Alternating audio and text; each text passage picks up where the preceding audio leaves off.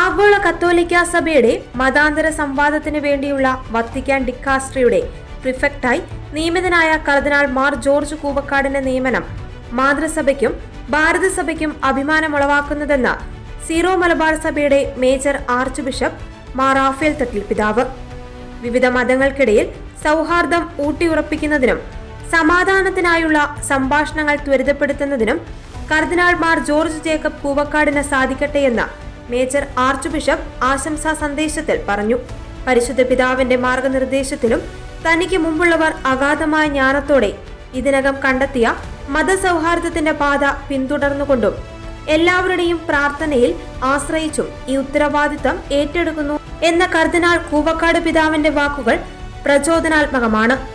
സാംസ്കാരിക വൈവിധ്യവും ബഹുമത വിശ്വാസവുമുള്ള ഇന്ത്യയിൽ ജനിച്ചു വളർന്നത് മതാന്തര സംവാദങ്ങളുടെ ഈ ഉത്തരവാദിത്ത നിർവഹണത്തിൽ അദ്ദേഹത്തിന് മുതൽക്കൂട്ടാകുമെന്ന് കരുതുന്നതായും മാർ റാഫേൽ തട്ടിൽ പിതാവ് കൂട്ടിച്ചേർത്തു. ഫ്രാൻസിസ് മാർപ്പാപ്പ ഭരമേൽപ്പിച്ച ഈ വലിയ ദൗത്യം വിജയകരമായി നിർവഹിക്കുവാൻ കർദിനാൾ കൂവക്കാട് പിതാവിന് സീറോ മലബാർ സഭയുടെ മുഴുവൻ പ്രാർത്ഥനയും മേജർ ആർച്ച് ബിഷപ്പ് വാഗ്ദാനം ചെയ്തു.